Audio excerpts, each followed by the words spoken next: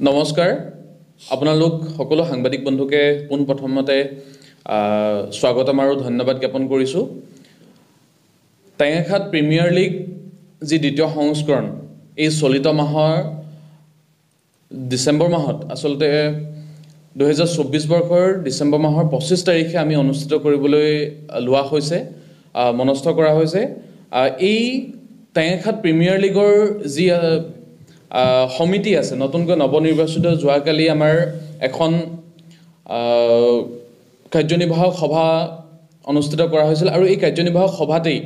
এখন সমিতি পূৰ্ণাংগ সমিতি এখন গঠন কৰা হৈছিল আৰু আজি আমি এই সভাতে যি আসলে সংবাদ মেলত উপস্থিত থকা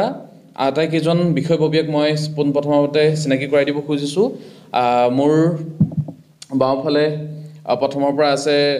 মৃদু গগৈ আমাৰ টেঙাখাত প্ৰিমিয়াৰ লীগৰ যি সমিতিৰ যুটীয়া সম্পাদক মৃদু গগৈ কাৰ্যকৰী সভাপতি ৰাজীৱ গগৈ আৰু মোৰ কাষতে থকা সীমান্ত হাজৰিকা নৱনিৰ্বাচিত সমিতিখনৰ সভাপতিৰ গুৰু দায়িত্বত আছে আৰু মোৰ সোঁফালে ৰাজীৱ হুছেইন যুটীয়া সম্পাদকৰ দায়িত্বত যোৱাকালি তেখেতৰ দায়িত্ব ঘোষণা হৈছে আৰু এইখিনিতে এটা কথা কওঁ যে যিসকল আসলতে টেঙাখাতৰ এই গোটেই টেঙাখাত প্ৰিমিয়াৰ লীগৰ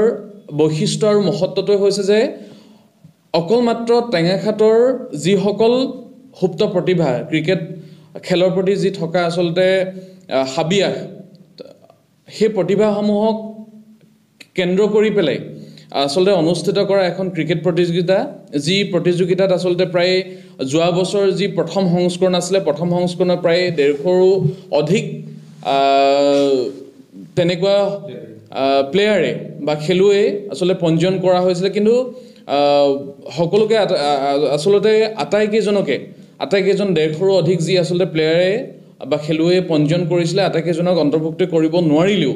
কিন্তু তেখেতলোকৰ যি আসলতে খেলৰ প্ৰতি যি হাবিয়াস সেই হাবিয়াসটো আমি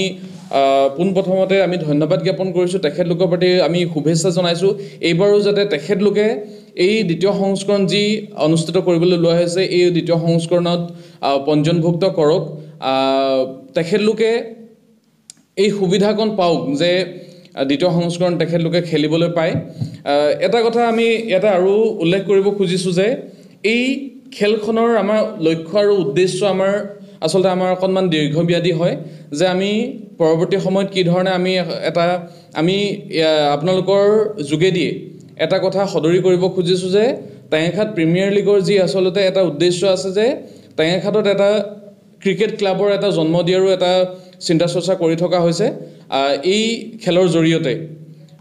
লগতে এই খেলখনৰ বিষয়ে আমি আৰু দুটামান কথা ক'ব খুজিছোঁ যে এইবাৰ দ্বিতীয় সংস্কৰণৰ কাৰণে ভেনু আমি নখঙীয়া খেলপথাৰতে আমি পুনৰবাৰ অনুষ্ঠিত কৰাৰ কথা আমি সিদ্ধান্ত গ্ৰহণ কৰিছোঁ আৰু দ্বিতীয়তে যোৱাবাৰৰ দৰেই প্লেয়াৰসকলৰ পঞ্জীয়নভুক্ত হোৱাৰ পিছত পঞ্জীয়ন প্ৰপত্ৰ গ্ৰহণ কৰাৰ পিছত আমি এটা যি অকশ্যন বুলি কোৱা হয় বা নিলামীৰ এটা প্ৰক্ৰিয়াৰে খেলুৱৈসকলক নিৰ্বাচন কৰাৰ এটা যি সিদ্ধান্ত গ্ৰহণ কৰা হৈছে সেই নিৰ্বাচন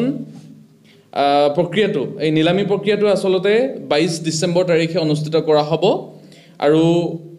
অহা কাইলৈৰ পৰা টেঙাখাতৰ মাজমজিয়াতে থকা অৱস্থিত যি MG স্পৰ্টছ নামেৰে যি আসলতে খেলৰ সামগ্ৰী বিক্ৰী কৰা এখন বিপণী সকলোৰে পৰিচিত এখন বিপণী সেই বিপণীখনতে এই পঞ্জীয়নৰ প্ৰপত্ৰসমূহ উপলব্ধ থাকিব MG স্পৰ্টছ নামেৰে যিখন বিপণী আছে সেই বিপণীখন আৰু ফৰ্মসমূহৰ আমি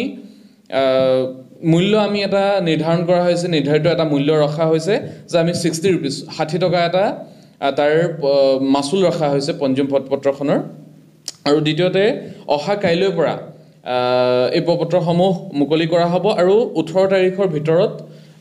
18 তাৰিখলৈকে এই প্ৰপত্ৰসমূহ পঞ্জীয়ন প্ৰপত্ৰসমূহ আমি গ্ৰহণ কৰিম এই গোটেই কথাখিনি আসলতে প্ৰপত্ৰখনতেই পঞ্জীয়ন পত্ৰখনতে আসলতে গোটেই কথাখিনি লিখা আছে আৰু দ্বিতীয়তে আৰু এটা কথা ক'ব খোজো যে এই চলিত মাহৰ ডিসেম্বৰ মাহৰ আসলে 25 তাৰিখৰ পৰা প্ৰায় ৩-৪ দিনৰ এটা ৩-৪ দিনীয়া গোটেই প্ৰতিযোগিতাখন ৩-৪ দিনীয়া হ'ব প্ৰায় ২৫ তাৰিখৰ পৰা ২৯ তাৰিখলৈকে হ'ব বাৰু কিবা থাকিব নেকি এইটো কাট দিব হলদে কম পাইছো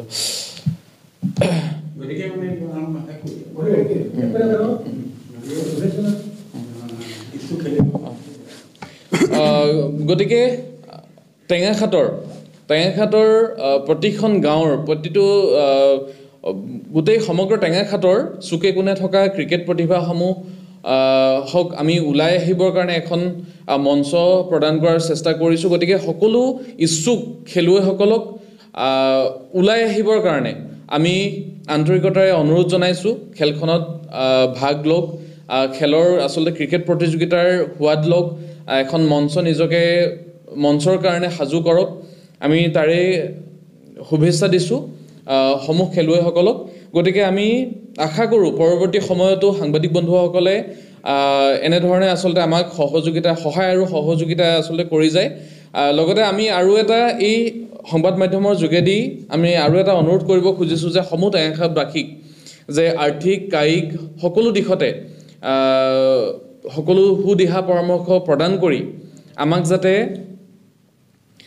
এই প্ৰতিযোগিতাখনি সুচাৰুৰূপে সমাপন কৰিবৰ কাৰণে আমাক সহযোগ কৰে তাৰে কামনা কৰিছোঁ পুনৰবাৰ আপোনালোক সকলোকে ধন্যবাদ জ্ঞাপন কৰি আজি এই সংবাদমেল ইমানতে সামৰণি মাৰিছোঁ টেঙাখাটবাসীৰ বাবে এটি সুখবৰ আপুনি বাৰু পকীঘৰ নিৰ্মাণৰ পৰিকল্পনা কৰিছে নেকি তেন্তে চিন্তাৰ কোনো কাৰণ নাই টেঙাখাট শইকীয়া ফেব্ৰিকেশ্যনত আহি গ'ল দীৰ্ঘস্থায়ী বামৰ প্ৰতিৰোধকাৰী আৰু ষ্টীল গ্ৰিল লগাব পৰা গেলভেনাইজ দুৱাৰ আৰু খিৰিকী ফ্ৰেম দেখাত সুন্দৰ লগোৱাত সহজ আৰু তুলনামূলকভাৱে কম মূল্যৰ এবিধ দুৱাৰ খিৰিকী ফ্ৰেম পাবলৈ আজিয়ে পদাৰ্পণ কৰক শইকীয়া ফেব্ৰিকেশ্যনত আমাৰ ঠিকনা শইকীয়া ফেব্ৰিকেশ্যন টেঙাখাট বজাৰ ডাকঘৰৰ সমীপত মেইন ৰোডৰ নিচেই কাষত আমাৰ যোগাযোগ নম্বৰ 9954963657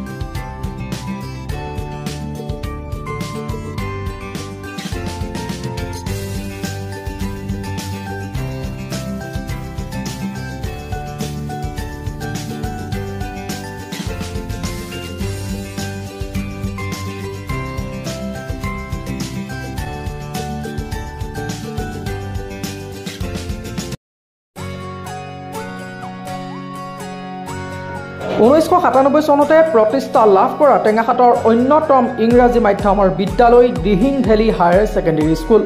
য'ত নেকি সুন্দৰ আন্তঃগাঁথনি অভিজ্ঞতা সম্পন্ন শিক্ষকৰ উন্নত মানৰ পাঠদান আৰু বিগত সময়ছোৱাৰ 18টা বছৰে হাইস্কুল শিক্ষান্ত পৰীক্ষাত 100% উত্তীৰ্ণ হাৰে অপ্ৰতিৰোধ শৈক্ষিক জয়যাত্ৰা অব্যাহত আছে